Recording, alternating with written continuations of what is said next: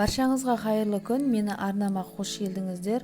Достар, бүгін біз осындай езілмейтін, өз күйін сақтайтын, аскөк қосылған қамыр жаятын боламыз. Видеоны қарамас бұрын менің каналыма тіркеліп қоюды ұмытпаңыздар.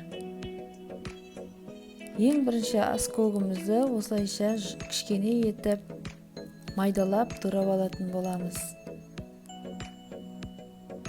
Одан соң суымызға тұзымызды және де бір жұмыртқамызды қосамыз.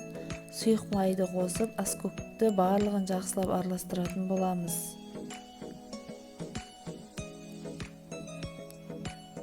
Електен өткізіп дайындап қойған ұнымыздың үстіне құйып, қамыр илейтін боламыз.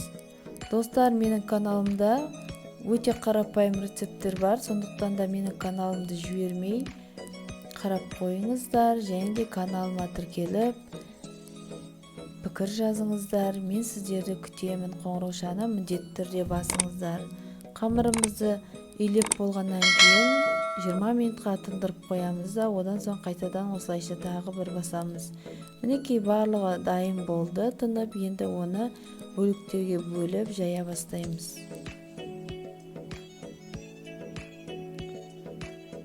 Осылайша ең бірінші баса отырып, одан соң екі шетін ала отырып, қамырымызды жаямыз.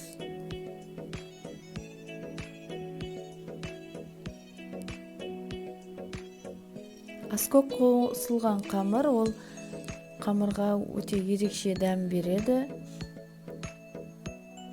Сондықтан да дәл осылайша сіздер де дайындап көріңіздер.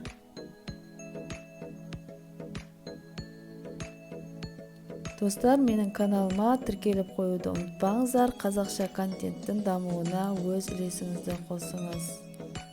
Маған сіздердің қолдауларыңыз қажет.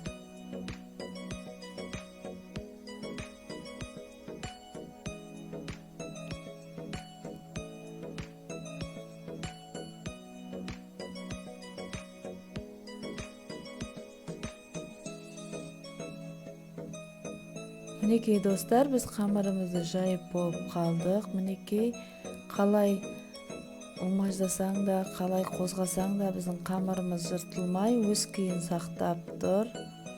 Сондықтан да еш қорықпастай осы әдіспен сіздер де қамыр жайып көріңіздер.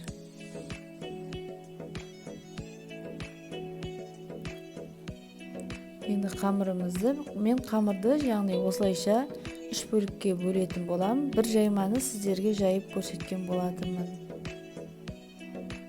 Біздің жаймамыз дайын. Енді тамағымыз піскеннен кейін қамырымызды салып пісіріп алатын боламыз.